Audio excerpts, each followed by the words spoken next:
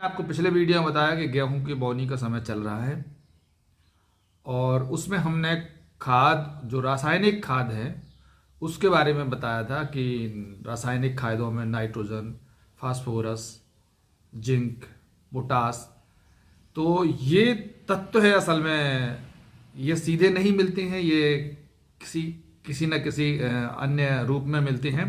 तो हमारे यहाँ पे जैसे हम लोग जानते हैं कि ये डीएपी है, ये यूरिया की बोरी है।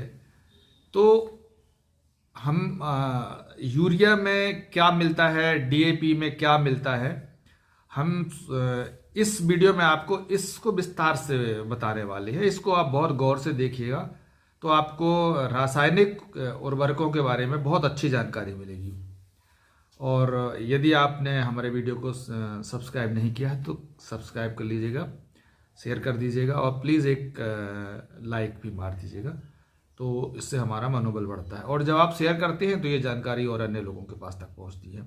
जमीन में जब लगातार हम फसलें लेते होते हैं तो उसमें पोषक तत्वों की मात्रा कम हो जाती है। दोस्तों, हमेशा गोबर की खाद के बारे में कहा जाता है और गोबर की खाद अब मिलना दुर्लभ की बात है, क्योंकि मवेशी उतने बचे नहीं हैं और मवेशियों का प्रबंधन ठीक से नहीं हो पा रहा है। और अभी खासकर लिए जो हमारा जो मध्य प्रदेश और कटनी, जबलपुर के आसपास का जितना किसान है वो अभी मवेशियों को ठीक से उनका प्रबंधन समझने में थोड़ा देर लगेगी। और हमें लग रहा है कि हमको समझ लेना चाहिए कि मवेशियों को कैसे हम प्रबंध करें और उनसे हम कैसे अपने उपयोगी बनाएं।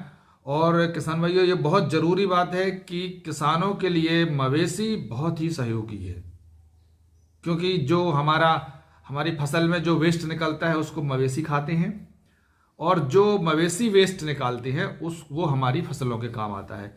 इसलिए ये बहुत ज़रूरी बात है और इसको लेके आपको और अध्ययन करना चाहिए या और जानकारियाँ आपको हासिल करना चाहिए, लेकिन मवेशियों का प्रबंध ज़रूर आप लोगों को करना चाहिए। तो हम आपको बताने जा रहे हैं आज रासायनिक खादों के बारे में, क्योंकि हमारे आसपास यूरिया की बैग मिलती है, डीएपी की बैग मिलती है या राखड़ मिलती है। तो इनमें हमको कौन से पोषक तत्व मिलते हैं? दोस्तों, पहला पोषक तत्व है नाइट्रोजन। और गेहूं की फसल के लिए नाइट्रोजन जो है वो नाइट्रोजन की मात्रा 100 से 120 किलोग्राम प्रति हेक्टेयर की आवश्यकता पड़ती है।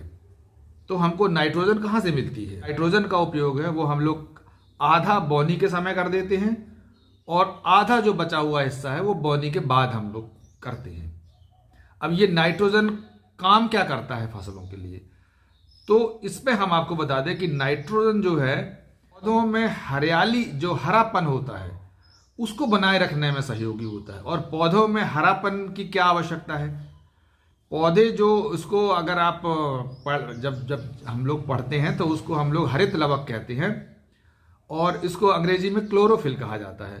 तो ये जो पौधे के अंदर क्लोरोफिल होता है वो क्लोरोफिल जो हरियाली के तौर पे दिखता है, तो हरियाली जब सूरज की लाइट उसके ऊपर पड़ती है तो उससे एक रासायनिक क्रिया होती है और उससे पौधा हरा भरा और पुष्ट होता है। और इसको विज्ञान की भाषा में कहा जाता है कि प्रकाश संश्लेषण करता है पौधा, और प्रकाश संश्लेषण से पौधे अपना खाना बनाते हैं। तो जितना ज़्यादा हरापन होगा पौधे में उतना ज़्यादा वो मजबूत और उतना ज़्यादा वो उस रोग से लड़ने की क्षमता भी उसके अंदर होगी। तो इसलिए नाइट्रोजन हमारा जो है वो इस काम को बढ़ाता है। अब ये नाइट्रोजन का स्रोत क्या है? नाइट्रोजन हमको मिलता कहाँ से है? तो कि हमको अगर 100 से 120 किलोग्राम प्रति हेक्टेयर डालना है तो वो हमको कहाँ से मिलता है नाइट्रोजन? तो जो हमारे पास यूरिया की बैग होती है, यूरिया की बैग में 46% नाइट्रोजन रहता है। आपको ये देखना चाहिए कि बोरी में क्या लिखा है। 46% नाइट्रोजन का मतलब है कि यदि आप 100 किलो यूरिया डालते हैं तब आपके खेत में 46 किलो नाइट्रोजन पड़ता है। तो हमको 100 से 120 किलो जो नाइट्रोजन डालने के लिए, अब आप समझ लीजिए कि 100 किलो यूरिया में 46 किलो, तो 200 किलो यूरिया में आपको मिलेगा 92 किलो। तो 2 कुंटल से भी ज़्यादा, मतलब 2.5 कुंटल जब आप यूरिया डालते हैं तब आपको 120 किलो के आसपास नाइट्रोजन मिलता है। तो किसान भाइयों, अब हम बात कर लेते हैं दूसरे नंबर पे जो आता है फास्फोरस। फास्फोरस का क्या काम है? फास्फोरस जो है वो पौधे को तंदुरुस्त बनाता है, और पौधे के अंदर जो जो गुण होता है कि जब पौधा बड़ा होता है तो वो उसके अंदर बालियां निकलती हैं, उसके अंदर फूल निकलते हैं, उसके अंदर फल निकलते हैं।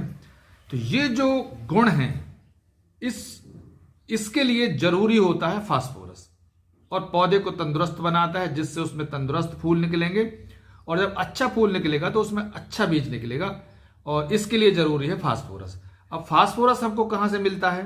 किसान भाइयों, जो हम डीएपी खाद लेते हैं तो डीएपी के कट्टी के अंदर उसमें 46% फास्फोरस होता है और 18% नाइट्रोजन होता है। तो अब आप देख लीजिए कि, और ये जो फास्फोरस है ये एक ही बार में एक साथ डाला जाता है, क्योंकि ये धीरे धीरे घुलता है। और ये फास्फोरस जो हमने अभी बताया कि बीज पौधे के अंदर जब फल बनते हैं उसकी प्रक्रिया को बढ़ाता है और जड़ों को भी मजबूत करता है, इसीलिए फास्फोरस बहुत जरूरी है। तीसरा नंबर आता है पोटास। पोटास का क्या काम है? पोटास का काम है पौधे को तंदुरुस्त बनाना और रोगों से लड़ने की जो उसके अंदर क्षमता को पैदा करना, और पौधों के विकास में ये बहुत सहयोगी होता है। और इसकी आवश्यकता होती है 40 किलोग्राम प्रति हेक्टेयर, और ये बौनी के समय डाला जाता है। और इसका जो स्रोत है वो होता है MOP, म्यूरेट ऑफ पोटास। इसमें जो पोटास की मात्रा है वो 60% होती है। और अगला जो चौथा नंबर है वो है जिंक। तो किसान भाइयों, ये जो जिंक है, ये जिंक हम एक ही बार में डालते हैं, एक साथ डाल देते हैं, और इसकी मात्रा होती है 10 से 15 किलोग्राम प्रति हेक्टेयर। और इसका काम क्या है? इसका काम है कि जो पौधे में जो पौधे की पत्तियां होती हैं उनमें जो कभी कभी पीलापन आता है वो पीली होने से बचाता है, और इसीलिए इसको सबसे पहले एक ही साथ मात्रा में डाला जाता है, वो भी बुवाई के समय डाला जाता है। मिलता है जिंक सल्फेट के रूप में, और जिंक सल्फेट में आप देखेंगे कि उसमें 21% जो है वो जिंक सल्फेट होता है। तो आप समझ लीजिए कि यदि आप 100 किलोग्राम जिंक सल्फेट डालते हैं तो उसमें 21 किलोग्राम जिंक आपको मिल जाएगा। सारी की सारी जानकारी आप देखेंगे कि जो खाद की जो बोरी होती है, बैग होती है, उसके ऊपर लिखा होता है। और साथियों, और अन्य जो सूक्ष्म तत्व हैं जिसमें होता है लोहा माने आयरन, कॉपर माने तांबा, बोरान और मैग्नीज, ये सूक्ष्म तत्व होते हैं जो पौधे के विकास के लिए बहुत जरूरी है, पौधे की जड़ों के विकास के लिए बहुत जरूरी है, और पूरे पौधे के लिए जरूरी होते हैं। लेकिन ये तभी डालना है जब आप अपनी जमीन का परीक्षण कराएं, मिट्टी का परीक्षण करा के उसमें देखें कि उसमें कमी तो नहीं है। यदि कमी है तो फिर इसका छिड़काव किया जा सकता है। अब ये जो हमने खादों की बात करी, ये खादें काम क्या करती हैं? तो खाद जो है वो एक तो पौधे के विकास में सहयोगी होती है, वृद्धि करती हैं। दूसरा, जमीन की सेहत को भी बनाए रखती हैं, और उसके अंदर जो सूक्ष्म तत्व है और इनके अंदर जो सूक्ष्म जीवों की संख्या बढ़ती है, और जिससे पौधा अच्छा बनता है। पोटास और जो अन्य तत्व हैं वे पौधे के अंदर रोगों से लड़ने की क्षमता बनाते हैं, इसीलिए ये सारे के सारे तत्व बहुत जरूरी होते हैं। साथियों, इसके लिए और अधिक जानकारी के लिए आपको जो कृषि विज्ञान केंद्र है वहाँ जाना चाहिए। वहाँ कृषि वैज्ञानिक होते हैं, उनसे मिलना चाहिए, और उनकी समय समय पर किसानों के लिए कक्षाएं लगती हैं, क्लासेस होती हैं, तो वो ज़रूर आपको वहाँ से हासिल करना चाहिए। क्योंकि जब हम और आप खेती में लगे हैं, और अच्छी खेती को तभी माना जा सकता है जब हम इस तरह की जानकारी हमारे पास हो, और हमें पता होना चाहिए कि हमारी ज़मीन का पीएच मान क्या है, हमारी ज़मीन में कौन से पोषक तत्वों की कमी है, और जब ये पता होता है तो हम उसमें एक अच्छी उपज और अच्छी पैदावार ले सकते हैं।